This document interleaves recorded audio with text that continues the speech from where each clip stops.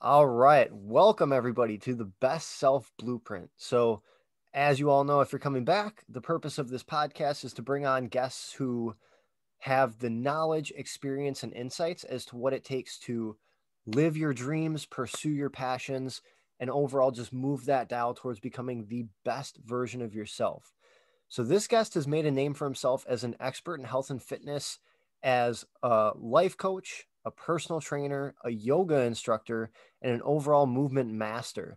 His powerful comeback story begins with a horrifying motorcycle accident in his 20s. After rebuilding his body, he went on to make massive waves in the industry by working as the fitness expert for Fox 6, founding a company called Aqua Endurance, and becoming part owner of Body by Design. Not to mention, he himself is a dominant athlete, completing 2 championship Spartan races alongside a client that he helped lose 100 pounds. I could continue the list for the duration of the podcast, but instead, I'll let you hear from the man himself, Justin. How you doing? Good, man. Thank you for that was the best intro I've ever gotten. So thank you for that. Yeah, you bet. Hey, you lived it. I just get to tell people about it. But I think probably the best part to start at is, if you're up for it, I'd like to talk about, what happened with the motorcycle accident, the injuries, and really like your story of just getting back into not only good health, but extraordinary health and extraordinary levels of fitness. Yeah, man. Leading up to that, I had been doing a lot of weightlifting and got myself in what I considered at that time the best shape ever. And I was working at Bally's Total Fitness as a trainer. It was just a normal day, just heading to work, and nothing out of the norm. I was being a dumb early 20-year-old, and I had a tank top and shorts and no helmet on, and just on the freeway, there was an accident that was kind of shut down most of the lanes, and I was cruising through at probably like 40, and I saw a cop kind of pulling off the shoulder, and he cut right across in front of me. I didn't have time to really dodge him, so I cut real hard, and the bike dropped out, and it happened so quick. I was on my feet and very, very upset because my shoulder was all scraped up. My whole right side of my body was scraped up. And yeah, that was a blur. And then your adrenaline's pumping. So after that, I really didn't spend a lot of time in the hospital. They did a quick little check over, and my arm and my body was so scraped up, I wasn't moving it too much. So I didn't really realize how messed up it was. I just knew I had road rash all down it. And they did an x-ray of my foot. I broke my foot and sent me on my way. And then a couple of weeks of just healing up from that road rash, I realized my arm wasn't moving right when I would go to lift. So that started the path of kind of frustration and finding out that I had torn my labrum, my rotator cuff. Yeah, it was kind of a very important detour in my life because leading up to that, I was so focused on aesthetics. I was so focused on trying to be that guy, that big buff guy that everybody respected. And my training reflected it. It was very, very bro-ish. Just a lot of, not that there's anything wrong with pure bodybuilding, but I was very one-dimensional in that set. And then after that accident, I wasn't able to lift like I wanted to, which anybody who's experienced an injury who takes pride in their body realizes how and knows how hard that can be, is taking all this pride and building your identity around this body, and then suddenly it doesn't function right. So it's had quite a good year and a half of just being pretty busted up with my shoulder. I decided not to get surgery just because I didn't have the luxury of kind of taking off my job. I needed the money at the time. But I decided to just study shoulder anatomy and try to understand what was so busted. And it took me down the path of yoga, which was humbling, and a lot of stuff in between. I keep going on it, but very important thing that happened in retrospect. One of the best things that honestly could have happened to me at that chapter, because it shifted everything. It took me out of my one-dimensional training style that was given to me by my father, which was great, and made me expand. It made me kind of step out and touch other ingredients, other styles, and taught me how fun it is to kind of be a beginner again. once you get over that ego. Absolutely, ego was such a big part of the early stage because, especially going into yoga, being this tight, muscle-bound guy, having to sit with that and just accept, hey, this is going to be a while before I get good at this, but sticking it through and then realizing the changes it made, and then just how much better my body felt. So yeah. Yeah. So one thing I know you absolutely encompass in your life, but also you make sure your clients do as well, is habits and rituals. How did, like, was that accident where you really started dialing in on, okay, I need to prioritize certain habits, or how did you really cultivate that thought process behind the importance of what you're doing daily? A conscious effort into rituals really hasn't, it's a newer thing for me. It's just over the last couple of years that I really have doubled down and made it a priority to strategically pick these rituals and stick to them. But at that point, rituals still make the person, even if they're not conscious of it. And the ritual of the gym was something I never pushed off. It was something that even before I was a trainer and I worked at a machine shop, a long day of just being sedentary and being drained and definitely not on my path of purpose, still had to get my butt in the gym and, go to the gym for an hour or two. So that ritual right there really laid a foundation of just discipline and, like, doesn't matter how you feel, show up. And again, early 20s, my metabolism was good enough that, eating wasn't really a big priority from a health standpoint. I was very, very shallow in those very insecure and shallow in those early years. And pretty much just trained and ate for aesthetics. But again, as you step into these different roles, as I stepped into a role as a trainer, I started feeling very much like an imposter in those early years when I'm telling clients, hey, you got to eat like this and, you got to do this cardio. And I just had these genetic blessings in my early 20s where I didn't have to follow that. But after not too long of telling people this and not following it myself, there was a feeling in me that I had to step my game up. And that's when I got a little more ritualistic with cooking my own meals, and getting a little more functional too. So. Yeah, there are 2 points in there that I just really want to touch on. The first one was, when you're almost being, I don't want to say hypocritical, but when you're not practicing what you preach, there's just such a sickening feeling to that. And I know because I used to do that as well, where I would coach clients, especially in fitness, and tell them, oh, you got to make sure you're doing proper warm up, proper recovery, make sure you're getting these nutrients, doing all these things. And then I'd go in the gym, no warm up, crank out my workout, no recovery, go home, eat some mac and cheese or pizza. And yeah, you just hit this point of, there is no way I can feel good telling anyone to do this if I am not even willing to do it myself. So that's the first one. The second thing I want to touch on, though, going back to what you were saying about rituals, is whether you're conscious of it or not, the rituals you have create really your life and who you are. And it reminds me of a quote. There's a motivational speaker named Les Brown, and he says, if you don't actively fight for what you do want in life, then the byproduct of that is what you don't want in life becoming your lifestyle. And so I think that's where people need to really take into account, like, okay, just audit everything, whether I'm consciously doing it or subconsciously doing it. What do I fill my days with ritualistically or habitually? And how do I start to, consciously put different pieces in place? Yeah. Yeah. It's something a lot of people they're not aware of the power of rituals.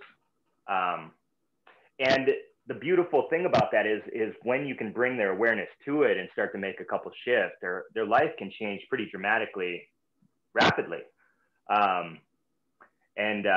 Like I said, those early stages, in my early 20s, there were absolutely some good rituals laid, but there was also some poor rituals laid. Like, I've always been a big video game nerd. And in those early 20s, I would get my workout in, I'd go to work, and then the vast majority of the rest of the time was spent just gaming, which, again, there's knowing what you like and spending time on that. There's nothing wrong with that, but it's about just, where does it fit in your priorities? And one of the huge shifts that's happened over the last 4 or 5 years has just been falling in love again with learning.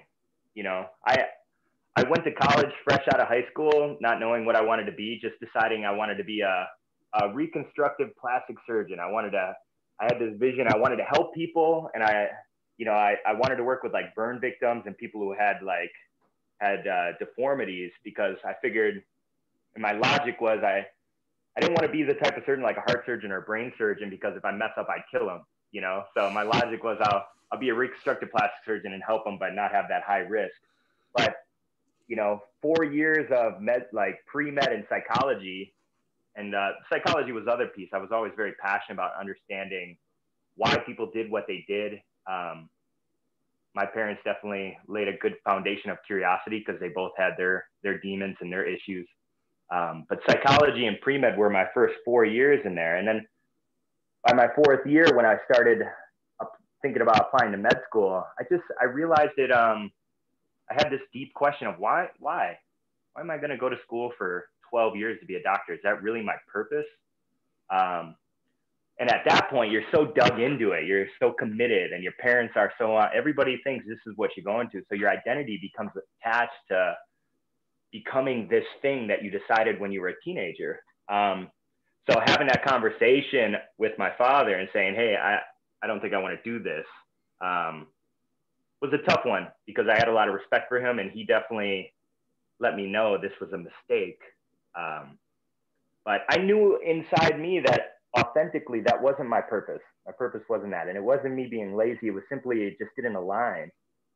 So I shifted my major to nursing for a semester, because it was practical, and it seemed like I could still help people and still have security in my future. But even with that, it was more so that fallback was more to please the people around me, and not true to me. And then I decided after a semester in nursing, what am I doing? I love training. I love helping people. Why don't I just go for kinesiology? So 4.5 years into college, I shifted it. And this is kind of a long rant, but it was necessary. And I stuck in school for 9 years. I was in there for quite a while. And during that time where I was in for kinesiology, I had been building my reputation as a trainer. I worked my way up as a master trainer, and achieved a high level of success, and just was pulled deeper into my aqua endurance. I saw some potential there.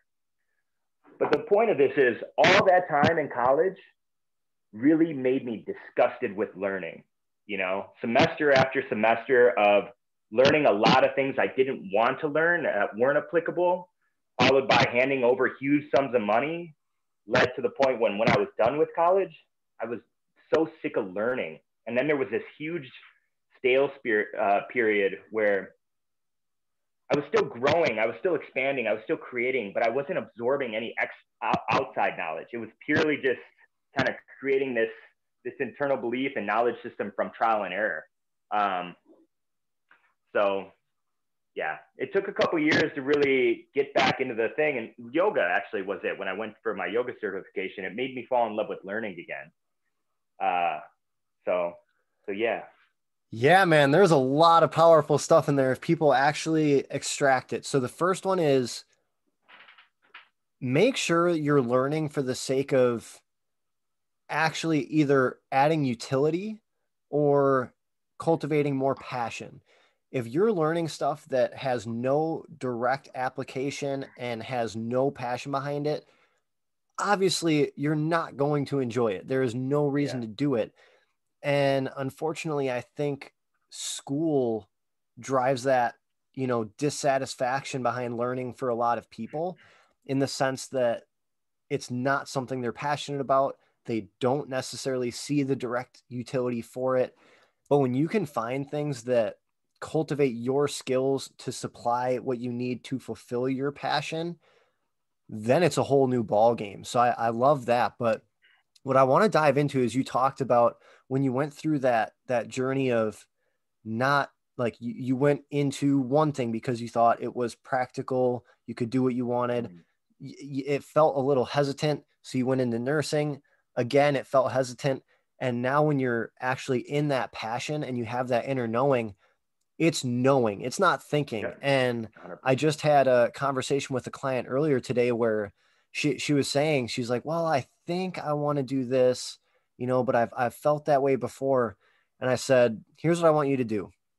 I want you to take at least an hour over, the remainder of the week. And I want you to write down in your life, the whole duration of your life, what are your top 2 or 3 priorities in life? What do you want to be known for? And then on a daily basis, what are the top 2 or 3 things that would just make it the best day ever for you? And once you hit that passion and you really hit that inner knowing of why you're here and what you would be the most fulfilled doing, there's no hesitation. There's no second guessing. It's, Yeah, there's an alignment. That's the best way I like to describe it. It's just there's a deep knowing and alignment with your truth.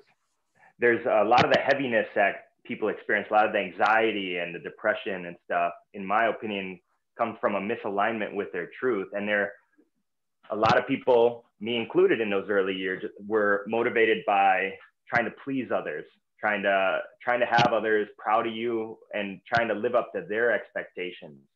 And the farther you go down that road, I just feel the heavier you get from a spiritual standpoint, from an emotional standpoint. Until there's such a mismatch, people fall apart oftentimes in their midlife crisis stuff. So yeah, and it's like you've experienced when you're on purpose, when you're on your path and you're staying true to yourself, you just feel lighter. You feel more energized. It's not such a grind, it's you want to put that time in, you want to put that energy in because you have it to go, because you're on purpose. Yeah, so I want to get into, let me just make sure I know what you said, because you mentioned not only finding your true self, but getting to know your true self. Mm. I want to think, and you can go into it, but I want to think you mean like you need to cultivate a relationship with yourself. But can you explain that a little bit? Yeah, I got a front row seat through my 20s of how different lifestyles create the person. And a lot of my friends in my late teens and early 20s dove deep into the party lifestyle. And I absolutely enjoyed my early 20s, don't get me wrong, but probably around 23, 24, I started really doubling down on just investing time and energy into myself, which was the gym. I was still in college. And I watched a lot of my other friends just day after day, ritualistically drinking, going to parties, spending time in the social life. And the balance was just off. And fast forward 10 years, those individuals who really dedicated their entire 20s towards just partying, they just really don't know themselves very well. They're just now in their early 30s asking themselves, who am I and what do I want to do with my life? So I think there's a lot of power in just prioritizing you time throughout your 20s, especially. Just really get to know who you are.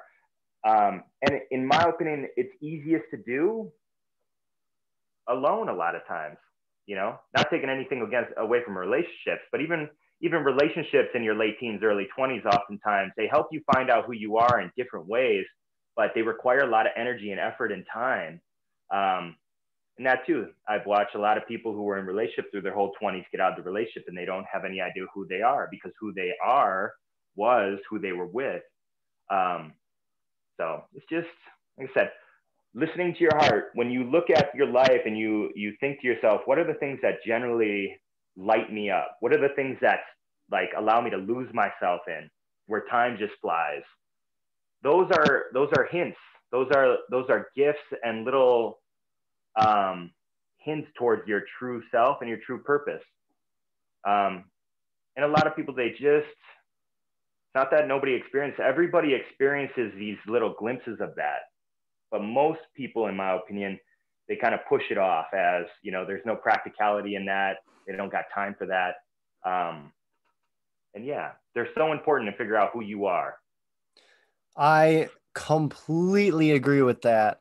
And the thing that I think people will like to know. So great. Yes. I let's say hypothetically, I am one of those people. I don't have a relationship with my true self. I don't know, who I am at my core. I'm struggling with that. You said, okay, great. Find some time to, be with yourself. Once that person finds that alone time, what do you suggest they do with it? Should they do meditation? Should they journal? Should they, I mean, like what steps do they take in that alone time to bring forth that knowledge? I think those two things you just hit are incredibly valuable. I'll say in my early 20s, as I was figuring out who I was, I knew those were valuable, journaling and meditating, but I didn't prioritize them. I think the big thing is just putting yourself in new situations, throwing yourself in things that sound like they can't be completely distant. They can't be something that you just absolutely don't have any interest in. But if there's even the littlest bit of interest in it, put yourself in the situation, see how it makes you feel. You know, 20s is all about touching things. Touch this, touch that, figure out how that makes you feel. How does that make you feel? It's just as much about figuring out who you are as it is figuring out who you aren't. And, prioritizing you time could simply mean, you go into a karaoke bar, it could simply mean you taking a walk in the woods, going on an adventure by yourself. Those are some of the best like self-discovery things, is just making an adventure, just coming up with an adventure for yourself in your head and then executing that. Without a doubt, one of the biggest, most profound growth experiences in my life was when I decided to go for my yoga certification. It was a 200-hour immersion, and I went for it. I went to Bali, Indonesia. I lived there for 3 weeks. And it was all by myself. I didn't know anybody there until I got there, which was completely new. I had gone on vacations before, I've gone on trips, but I always had a friend. I always had a significant other with me. So that act of courage of just like, I don't know what's out there, but I'm going there and I'm going to see what it is, led to the greatest growth in my life, hands down. So, Yeah, well, I think a good piece of that as well is you have to be willing to get a little uncomfortable. Now, that's not to say don't put yourself in a dangerous situation. Don't put yourself in a situation of discomfort just for the sake of discomfort. But there are going to be a lot of amazing things on the other side of pushing that comfort zone out just a little further. And traveling to Bali is an example of that. I had for one of my guests on here, and you'll get your chance at the end, but every guest provides a challenge for the listeners. His was write down a list of 10 things that would make you uncomfortable and knock them off one by one. And so one of mine, because obviously practicing what you preach, I got to do it too. And one of them was invite a stranger out to lunch, because I just think that's such a weird thing to go up to someone you've never met, never talked to, say, hey, want to go grab a bite to eat? And I went out, I did it. I found a person, and it turns out this person, like me, is a fan of a group on YouTube called Yes Theory. Turns out there's an entire group on Facebook for Wisconsin living Yes Theory people. And so they were like, oh, yeah, this is a great idea. Just, post it in here. And now on Sunday, I'm doing a virtual meet a stranger lunch with 30, 40 people. So it's just little things like that. If you just pursue that curiosity, like you said, just touch on it, just see what happens. It can lead to some pretty amazing things. Yeah, it leads to your destiny. Like, all cheesiness aside, it is what will take you to your purpose. But you got to be willing to touch it. You got to be willing to put yourself in those situations. And yeah, honestly, if I look back at my life, the things that made me most uncomfortable were by far the best things I've ever done, because they led to the greatest growth. And you'll hear other people say it, but that's because it's 100% true. 100% true. So it absolutely is. So one thing I want to get into, because I know firsthand how intimidating this may be, starting a business. So I want to talk to you about aqua endurance a little bit, starting with, when did you first find the idea or create the idea of aqua endurance? And how did you then progress to it becoming a business and then becoming a successful business? If you could walk us through that progression. Well, I started off as a trainer at Bally's Total Fitness in my early 20s. And again, just a little bit of backstory going into that. I had been taking friends to the gym for fun for years and busting their ass in the gym. I mean, I'd gotten my dad laid the foundation of strength training and taught me a lot about weightlifting. And I got myself in pretty good shape from being a skinny little kid to pretty muscular.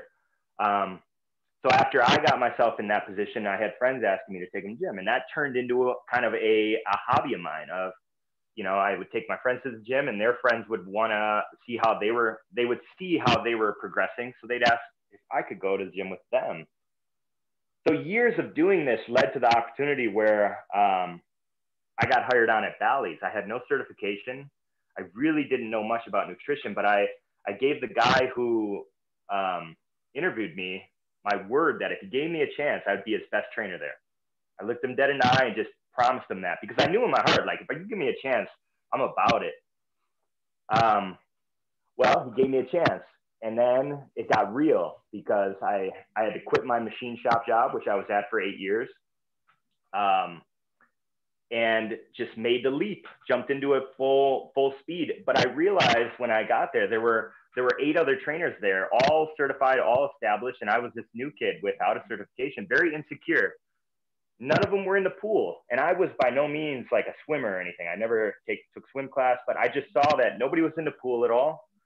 I just started playing in the water because I saw a niche, especially since a couple of my early clients were very overweight. They were very overweight, and I struggled to really push them on dry land. So because I promised Joey, who he's also one of the owners at Body by Design, he helped found Body by Design. Since I promised him I'd be his best trainer, from the moment I got out of school to the moment Bally's closed, I was at that gym, and I didn't have a lot of clients. So I spent the whole time brainstorming in the pool. I would just bring a weight vest in and some weights, and I'd run in there and just played around. And soon I had a program that was like very effective, very unique. And my clients started getting incredible results off that. And they loved it. They loved it. It was very playful being in the water. And it was just like, again, the universe aligned for this, because I have these very overweight clients that would train with me, and I was very loud and energetic in this pool. And also in the pool was a hot tub, where all these other people who probably should be working out would come into the gym and just spend time in a hot tub. So they got to see my clients work out. And then my clients, after our training session, would go in the hot tub, stretch out, and tell these people how much weight they lost and how much fun the workout was. So then I just got this huge influx of clients from that. And another piece of this, I want to just regress a little bit, because this too was a big piece of my story. When I decided to become a trainer, I had been working at this machine shop that my dad was very high up in for about 6 years. And when I told him I was quitting to become a trainer, he looked me dead in the eye and told me I was, pardon my language, a fucking idiot. He said, nobody makes a living as a coach. There's no job security in that. And again, this is my father. He was my hero. I respected him more than anything, but I knew this truth in me that, look, it doesn't matter. I got to do this. This just feels right. And that first month as a coach, while I was developing aqua endurance, because I didn't get paid for sessions because I didn't have any clients, and spending all that time in there, I think my grand total that month was like $120 for a month of pay. I was living on ramen noodle soup and eggs. But I stuck the path. I stayed that path. And the next month I got a couple extra clients, and my income came up a little bit. By the third month, it was exponentially growing. I had matched my income as a coach that I was making as a machinist, working less hours, loving what I did. And by the 4th month, the program exploded. And I became the 2nd highest selling trainer in all of Bally's Total Fitness across the nation. And again, I really didn't know much about nutrition. It was simply, I had focused all my energy, my creative energy, into building this program that I saw potential in. So the program grew because there was no such thing as a bad idea. I can't tell you how many goofy contraptions I built. I would have an idea, I'd draw it out, I'd go to my grandpa's garage, try to put it together, bring it into the pool. And a lot of them were really ridiculous, but they just needed to be tweaked a little bit. They looked like they were complete failures when I first brought them in because they didn't work how I thought it would. But as I sat with it, I realized it just needed a little modification. And yeah, I came up with some unique pieces of equipment in that time that set the program apart. And it was so out there. And just to give you a visual, when you walked into Bally's Total Fitness, the entrance, you walk in, and then there was a wall of windows overlooking the pool. So these people, everybody who came in the gym would walk in, look into the pool area. And I mean, I had wild stuff going on. I had this contraption that would sit on the edge of the pool, and I'd load it up with weights, and it had these poles that would come up, and there would be bands attached to it that would come down to somebody's belt.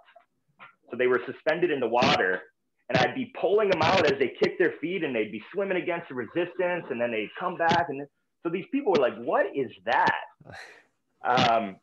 And I had a little sign-up sheet that was free session. If you're interested at all, put down your number, free session on the house.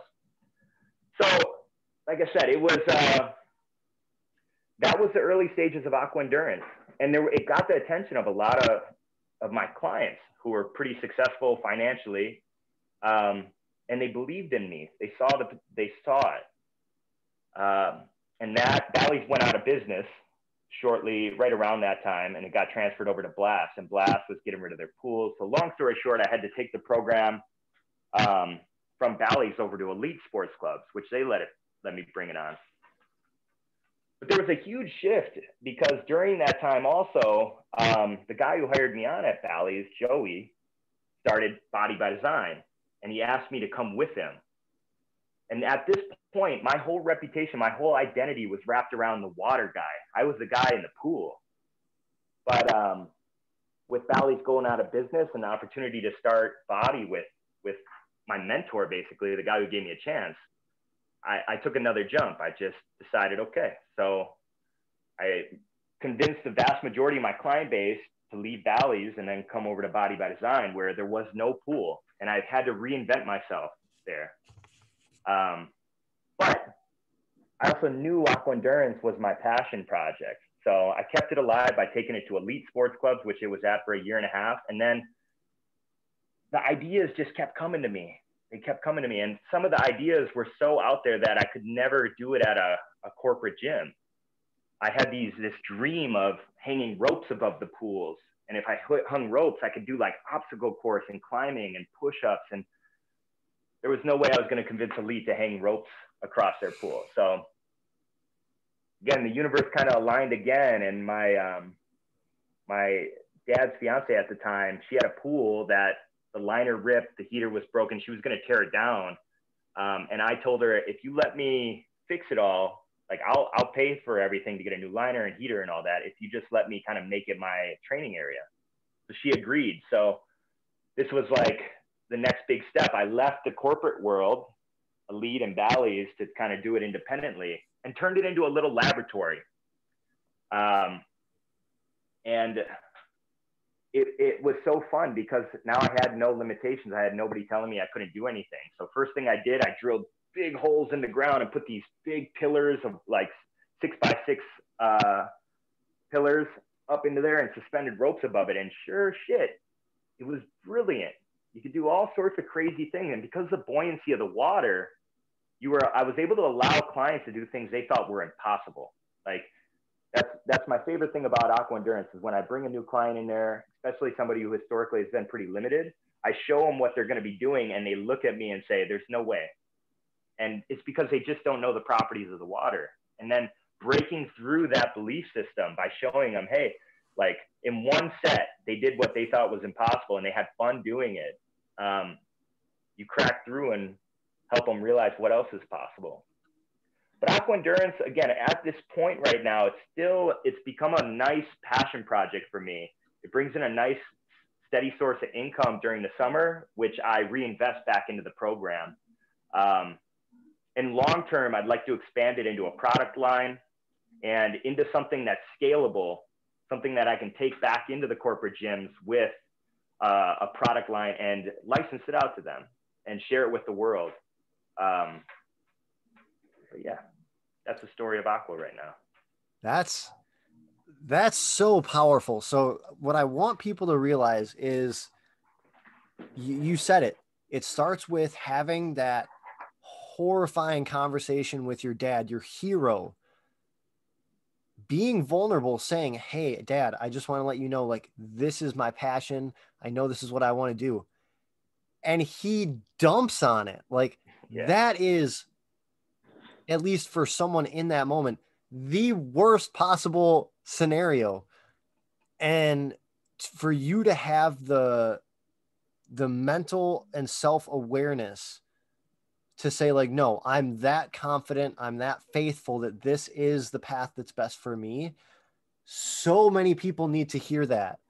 You can't let the fear of what anyone else thinks determine your dream and your passion.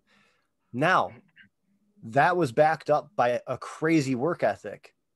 So yes, it's awesome. Have the faith, know that that's what you need to do, but then don't just go like watch Netflix and hang out. If you know that's what you need to do, it sounds like you put in a lot of creative energy and a lot of physical time and effort into cultivating and manifesting this dream and passion project.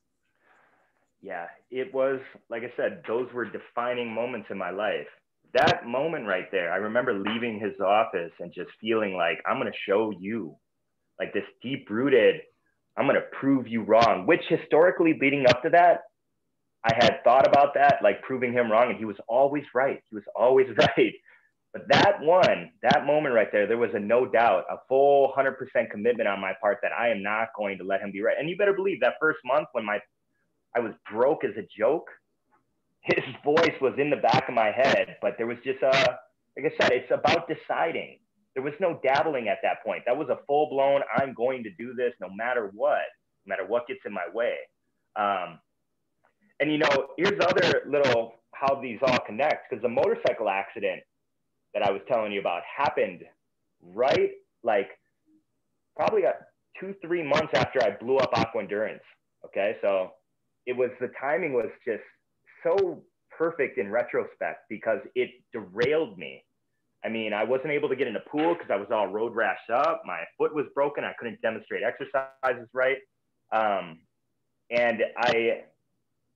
it was challenging, but as soon as I started being able to move right again, as soon as I got back in that pool, it was back at it, with the added struggle, with losing the momentum, and just kept building it.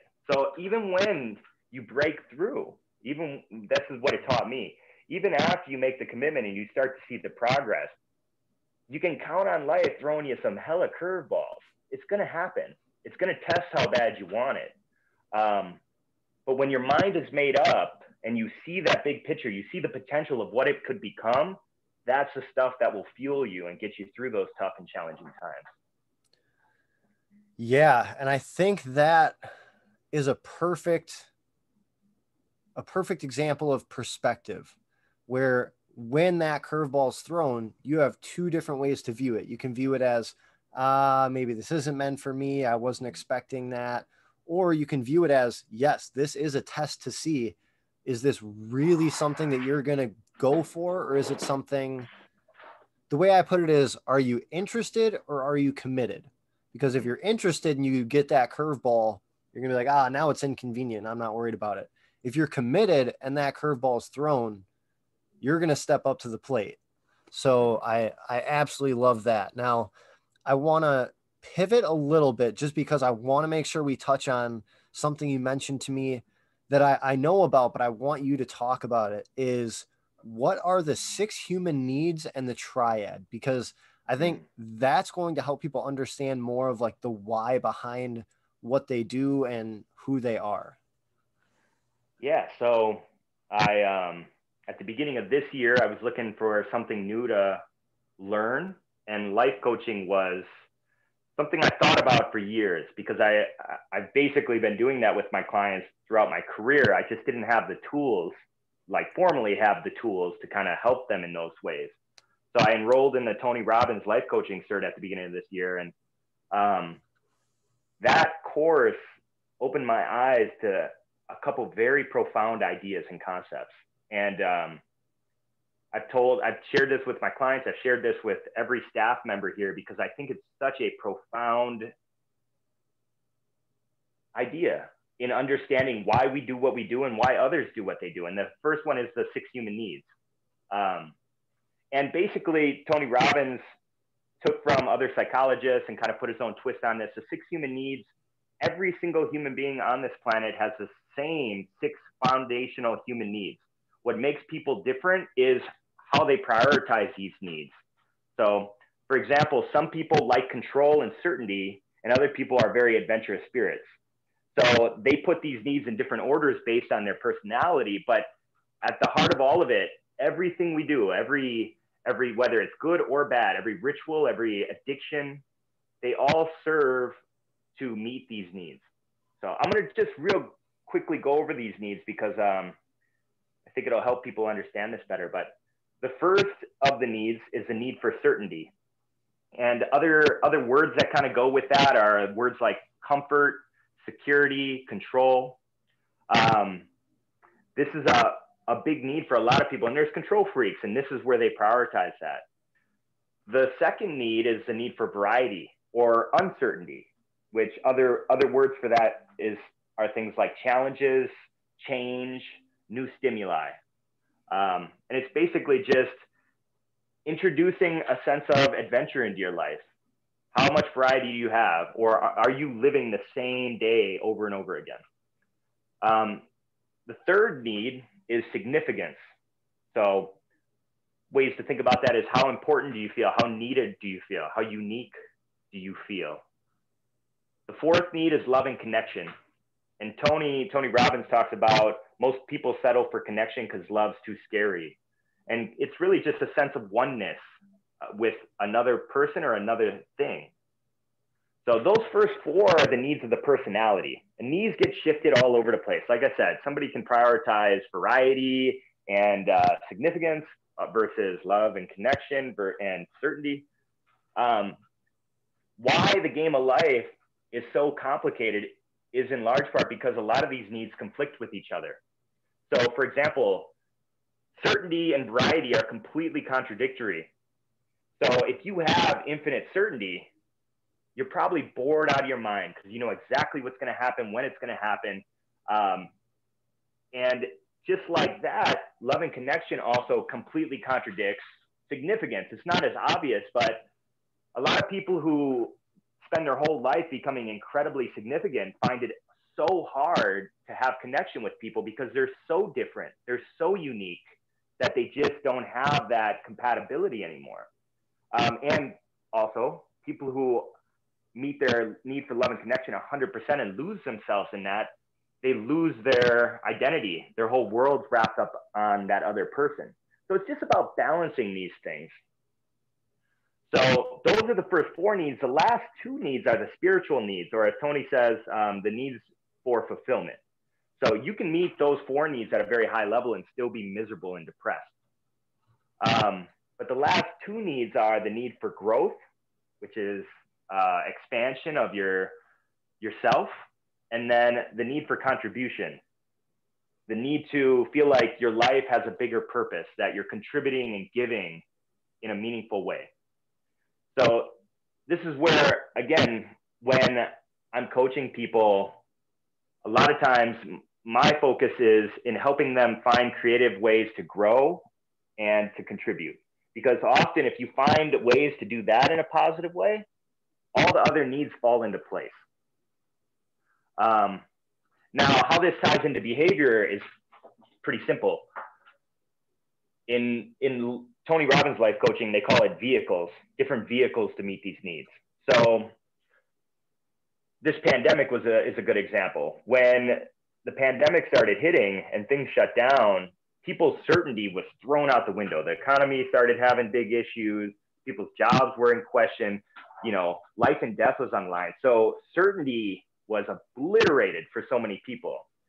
And in fitness, I watched a lot of members of our gym gain a lot of weight, because when your certainty goes out the window, when you don't feel a sense of certainty, the quickest way to meet that need for certainty is through food, junk food and TV, which create a lot of comfort, a lot of security, but it also kills your growth. You're not growing anymore. And yeah, I really nerd out on how these needs kind of interplay in relationships. This was fascinating to me.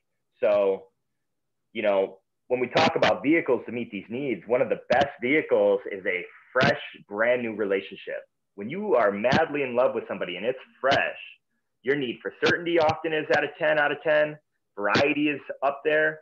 Significance is up there. Love and connection is up there. Growth is up there. Even contribution. Every need is met at a high level in a really,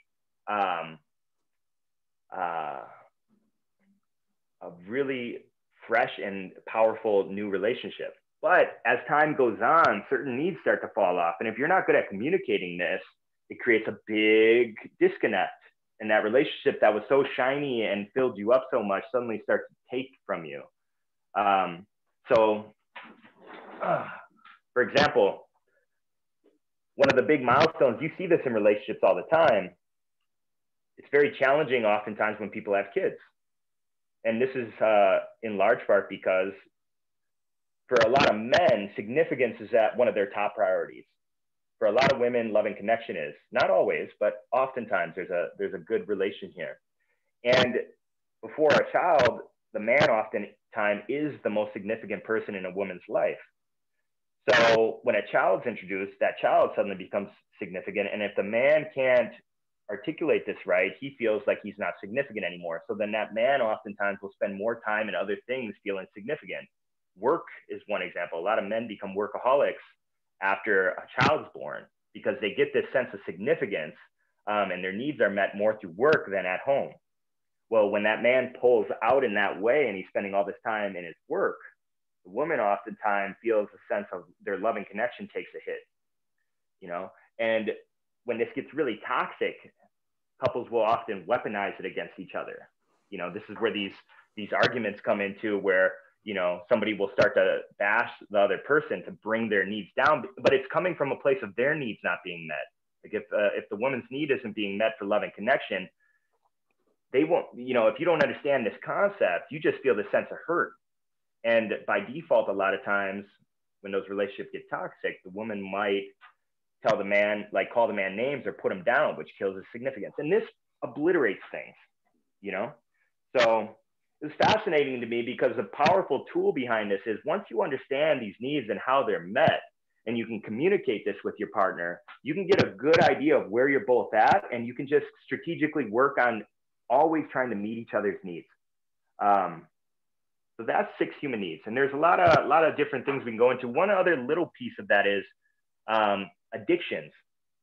So Tony Robbins talks about when 3 or more of your needs are met at a high level, you have a strong potential for addiction. Okay. So people who've done drugs can meet a lot of those needs in the short term. If somebody does some cocaine, their certainty go to a 10. Their variety goes to a 10, their significance goes to a 10, love and connection is at a 10. And in that moment, if their life is not meeting those needs, but they take that drug, they suddenly have this instant gateway into feeling great. But when it wears off, the only way to access it again is to take that drug. And this is how people get hooked. And this is true with food too. Food can create variety, can create certainty, can create a sense of connection, usually not significance, but there's enough needs being met through these vehicles that people get hooked on it. And the only way to break those addictions is to bring somebody's awareness to the negative things those vehicles are doing and to give them new ways to meet their needs. So yeah. Whoo! Drop the mic. That was awesome. Okay. If you weren't paying attention to that, you just missed out on at least a dozen life lessons that need to be implemented immediately.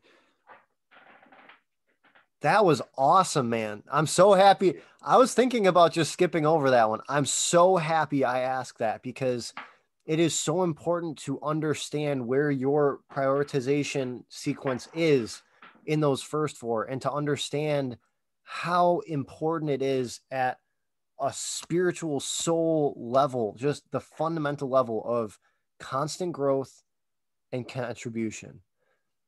If you're not growing, I don't remember where I heard this term, but you're either green and growing or you're brown and dying. Yeah. And when people don't have growth, at least on a weekly basis in some area, it's toxic. And same thing with contribution. If you're not ever contributing any of your gifts or your abilities or your time or resources, again, you just won't have that foundational fulfillment or passion around life. So, man, that was amazing. I am so happy you went on that, Like and I just said, it went so is, in depth. there's so many. Deciding to enroll in that life coaching cert was another one of those profound life-changing things. And it just, there's people who've spent their whole life and studied everything to understand these concepts, and just grasping a couple of these will change your life forever. And yeah, without a doubt, as I've gone into that and I've talked to other people and taught other people about it and implemented it in my own life, it is the most useful tool in understanding yourself and other people's behavior. I can say that with confidence. It's so profound that in my daily journal, every morning after I finish writing the things I'm grateful for, my little whatever I want to get out of my head, at the very bottom, I just quickly write down a number sequence based on those. So I know certainty, variety, significance, love, connection, growth, and contribution is the order I go in. And I just simply put 9, 8, 9, 7, 8, 10, you know? And since I started implementing that in my daily journal, consistently, the numbers just go up. And things happen, okay?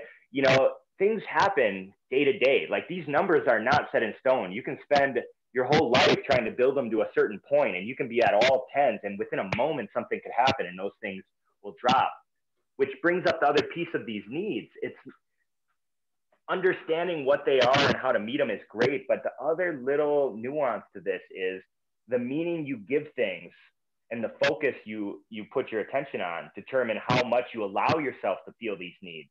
Because for some people, certainty is $1 million in the bank, and some people, all they need is just to have food, you know? So how you meet your needs at a high level is just as much a part of focus and your meaning as it is the actual outside environment. It's actually more of that. It doesn't require a lot to meet these needs at a high level. It just requires a good place mentally, feeling grateful and putting your focus on the right things. So, Whew, I'm not even going to try to dissect that. That was so well articulated and just so practical in your approach of the combination of like the motivational, inspirational aspects and the tangible, practical aspects people can go out and do. So that was amazing. So we're gonna get into, just because I want to be courteous of your time, we're gonna get into my final two questions. But before that, real quick, and I'll put it in the show notes. But if people have questions about weight loss, about mindset, about rituals, where can they connect with you?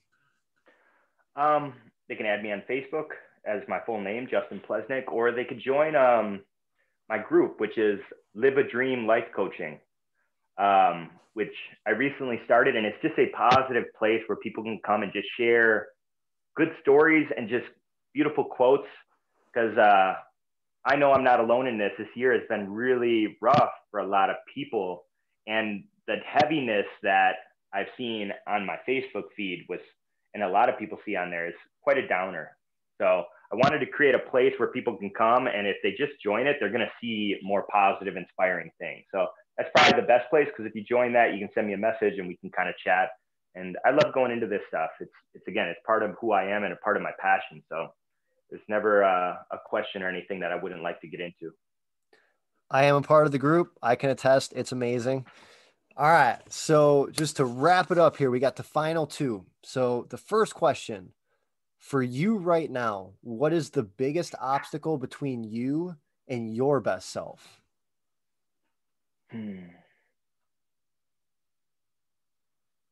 I'd say consistency in my focus. I'm a very passionate guy, and when I get going in a direction, I'm unstoppable. But because I also have this very busy mind, oftentimes I'll get new ideas that feel like the idea, and it has historically pulled me off of something and put me on something else. And I used to think it was a huge liability because I felt like I didn't follow through with some of those things that I should follow through with. But at this point in my life, I realized that it's been a great asset because oftentimes when you get off of something that you're focused on so hard and you try something else, when you come back to it, you have a whole different perspective to bring it that much further. And I think that is the biggest obstacle because it just adds more time. But I think in the big picture, it adds a higher level of quality and dynamicness to whatever I decide to do. Yeah. I find it interesting how you just showed perspective in practice of, yes, this is an obstacle, but also if you look at it this way, it's also a very big asset. And man, I'm so glad you just said that the way you did. All right. So the final piece of this, as I mentioned a little earlier, is the whole time we're having a conversation, it's between us, but now you get to kind of break the fourth wall, if you will, and directly challenge the audience. So the last question isn't as much of a question, but if you could challenge the audience or the listeners to do one task, to do one thing or implement one habit that when done will better their life in one way or another, what would be your challenge to them and why? I would challenge them to create a ritual tracker or use one that I recently created. That is a habit in itself, but what's beautiful about it is it allows you to strategically implement and hold yourself accountable for numerous habits and rituals that will take you to your better self. So I think a lot of us are guilty of, we have this idea, we know there's things in our lives we should be doing that will make us better, and we can stick with it for a little while, but then something happens and throws us off track. And what I found recently, actually, I ended up catching COVID about 2 months ago, and even though it wasn't too bad for me, it did throw me off my routine. My whole momentum I had leading up to that was kind of crushed. So I created a little checklist of days, up to 28 days, and then I put the rituals that I wanted to get back on or implement. And day after day, I just go on there, and as I get them done, I put X's by them. So by the end of the day, I get direct feedback on what I accomplished and what I didn't. And then at the bottom of the rituals, I have mood. So how I feel on a 0 to 10. And it's pretty obvious. Like, I think we can all agree that if you're doing everything you should be doing, you're going to feel better. But there's something about this material chart in front of you and being able to see, hey, I just X'd off everything I wanted to do that is going to make me better, and I'm feeling fucking great, versus I fell off today. I didn't do what I needed to do, and then my mood takes a hit, And it takes usually around 21 days to build a habit. So I said, I'd encourage people to make a list of rituals that they want to do, and don't make it too ambitious. If you don't have a lot of things established, I wouldn't start by putting 10 new things in. Just go with, 2 to 5 at the most, things that if you did daily, you'd be a better person a month from now. And just day after day, just check them off. And to get some momentum, make it a goal in those first couple of days, especially, to check everything off, But I think if anybody takes that challenge up and they execute that, their whole life will be different 28 days from now. They'll feel so much better because there's a there's a sense of internal integrity and self-confidence that comes with doing what you say you're going to do, and vice versa. When you fall off, when you're not doing the things you know you should be doing, it corrodes your internal integrity, and it gets that much easier to fall off and not do them. So I'd say make a decision today to write these things out, track them religiously, and stick with it for a month. You'll be amazed at what you see. All right, man. I do have a habit tracker myself. So what I always promise, you know, whatever guest is that I will do the challenge. So it would be a fool of me not to take the challenge that you're gracious enough to offer. But what I will do is I'll add 3 things to my habit list, and I'll make sure to do them every day for the month of January. And I'll let you know what they are, how I did, and how I feel afterwards. Right. But seriously, you guys, that is huge. If you don't have some type of habit tracker, and Justin has an amazing one, I took a look at it. I'll put it in the show notes. Get on that, because when you can actively see what you're spending your day doing and what habits you cultivate, you're going to see what that does to, you know, put you on a certain direction in your life. And when you have those conscious, healthy habits that will fill up your body, your mind, your emotion, your spirit, you're going to feel better. You're going to be able to put that smiley face at the bottom of the page. So, Justin, I want to thank you for taking the time. I can't even count the number of amazing pieces of information and insight and things people can implement throughout the course of this conversation. But I know for a fact people got a lot out of this if they listen. For people listening, if you have any questions for me, for Justin, you can comment at the bottom underneath the video. And as always, if you know someone who what we talked about will directly help them, that's why that share button is there. We want to get this information to people who need to hear these people talk. They are always well informed. They're always very well educated, especially this man and all the stuff he talked about. So Thank you, buddy. share it with the people that you think will use it. But seriously, man, I want to thank you for all that amazing information. I want to thank you for inspiring so many people to not only be healthy, but be happy, be fulfilled, be passionate, and to set such a good example of that day in and day out with your Facebook group, with your coaching, with your relationships, and just with your demeanor. So I really appreciate it. I know other people do as well. So thank you. Thank you, buddy. It was fun. I would love to do it again with you sometime, because there's a lot of other topics we could dive deep into. Oh, I absolutely. Nerd out on. So Yeah, on or off camera, I think we would have another pretty deep conversation. So I'd be happy to do it. But cool, all man. right, for everybody listening, we will talk to you next time, and have an amazing rest of your day.